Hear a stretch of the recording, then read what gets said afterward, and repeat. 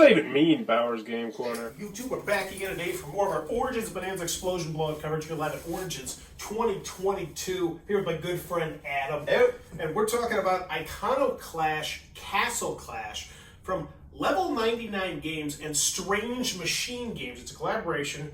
It's for 2 to 4 players. Take about 30 minutes to play. It's for ages 12 plus. You start off this game by picking a asymmetric character. You get this big player mat, and I like it because it looks a lot like a fighting game. And we're probably going to reference Super Smash Brothers quite a few times in this. And I just want to start, like, this feels like an SSMB game where it's like, oh, you're good at this, you're fast, you're good at evading, you do extra damage, so you can pick your character. And each character has its own asymmetric story, its own special abilities. On the back of the card, it says, oh, this is how you might want to consider playing this character and what some of your special cards do, because you're also going to get your own special deck. You're going to draw a hand, and then you're ready to fight the other people. So how it's going to work is on your turn, you're going to draw an event card, and then you're going to gain 2 movement tokens, which are how you'll be able to move across this relatively tight board that looks like it was pulled straight out of, once again, Super Smash Brothers.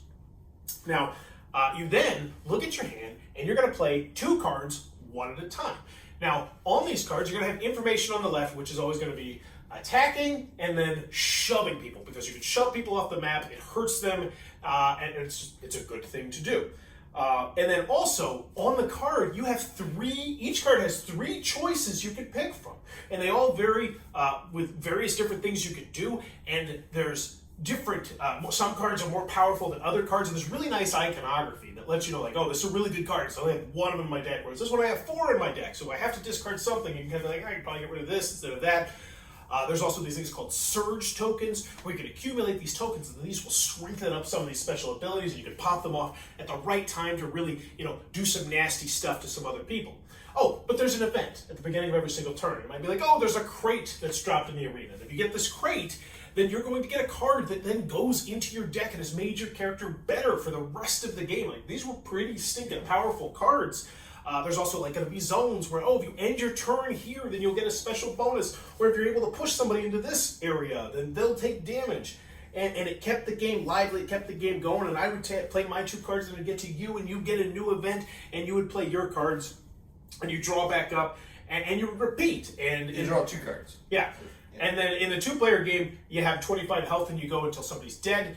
And then if you're playing a 4-player game, you just play 4 rounds, and whoever deals the most damage is going to win the game. And that's Iconoclash Castle Clash. What'd you think about it? I really enjoyed it. I mean, it did have that Super Smash Brothers feel where you're, chaining things together. You're basically like jumping and trying to smash them upward. You're getting buffs to try and hit them really hard. I felt like the cards had a lot of variety on them. Whatever kind of thing you needed to do at that moment wasn't too far out of your reach. I enjoyed it. I got a question for you. Do you like Super Smash Brothers? I do. Okay. So I do not particularly like that game. I try, and I don't dislike it, but I don't get the hype. I feel the same way about this game. I enjoyed this game.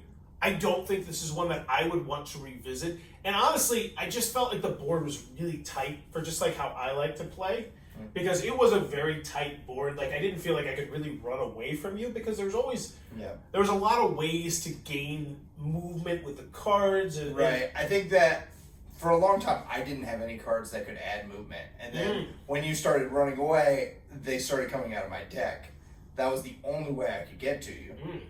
Okay. So it was just a matter of timing and luck. Well, even if you would have had them early on, I think you could have still got to me, right? Yeah, they you weren't running away in the beginning. No, it wasn't. But you would have. I guess. Okay. Yeah. Either way, So I enjoyed it. I will say that I enjoyed it. I would play it again. If someone brought it over and they're like, "Yeah, I want to play this," I would play it again because I would be excited enough to try out the different characters, because I feel like they did a good job with the asymmetric characters. And even myself, as someone who I don't think loves this game, would be a little bit interested in playing it. Just oh yeah, I'm going to try a different character. This one's maybe more advanced, or this one's going to be faster. Things like that. And then you being someone who did enjoy it, I think you definitely want to try that one. Yeah, I mean there were a lot of cards even in my own deck that I didn't even see. So I think that there's a lot of replayability in this. Like, and it's going to be different. You're going to have different strategies because you're getting different cards, even if you're playing the same character. Yeah, and it's Level 99 Games, who is known for just putting out tons of like different characters and promos and kind of supporting stuff like that. He even said there's like a team version where you play 2-on-2. There's a free for all where you can play 4 players. Like, I don't know that you would ever want to do that. That just seems like crazy, but yeah, I could do a 2-on-2 match. That could be really fun. Yeah. So here's a $1 million question. I hand you a copy. Would you put it on your shelf right now? Would it make a spot on your shelf? Yeah, I would actually, because it was fun, 2 players. So if I just had one other person over that, they're into games and they would be comfortable with it, yeah, I would definitely.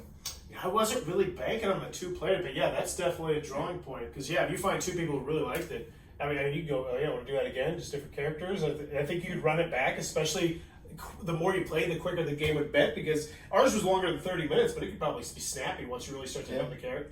For me personally, I don't think it would make it on my shelf just because I play it, I enjoy it, but I would just, there's so many other games I think I'd rather get back to the table. It's just not my style of game. But I definitely think if you like this style of game, I think you're going to be into it. But that is Iconoclash Castle Clash from Level 99 Games and SMG. If it looks like it might be a cup of tea, be sure to check this one out. Also, if you enjoyed the content, please be sure to click on that subscribe button down below. Subscribe to reach 10,000 subscribers, so over the 10th anniversary of making YouTube content. And in the comments below, let me know if you were in a castle, one position in the castle, what castle position you take. You can be the king, you can be the jester, you can be the queen, you can be whatever you want. I'm going to be the guard captain, because he can yell at a lot of people and sleep it. Guard captain. So your only job is to make protect. Sure that the guards are where they're supposed to be. Okay. So here's my thing though. If the king was really trying to save his butt because things are going south, there's a lot of crime, a lot of bad stuff going on, you would be the top of the chopping block. You're like an assistant. Defensive coach or an offensive coach, it's like you're very expendable. I would do a good job, so okay. That wouldn't be an issue. Confident in your skills. Now, I am not so confident in my skills, and I think I would. I think I'd want to be the king. I want to be the king. I would overprotect. Here's the thing.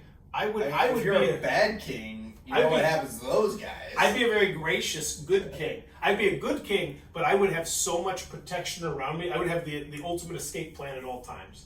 If I were a billionaire, I'd have a jetpack ready to go every second of the day. I'm not just. They're not just saying. Modern day king.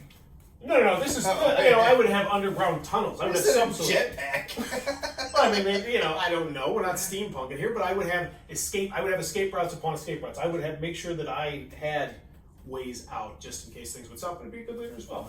But let me know in the comments below what role you're taking as the king, and as the castle. As always, thanks for your time, YouTube. This video is brought to you by all of my amazing Patreon supporters, and I would love it if you would join their ranks and have your name immortalized in the end of many of my videos for the end of time. But consider for only $1 a month, and as always, thanks for stopping by.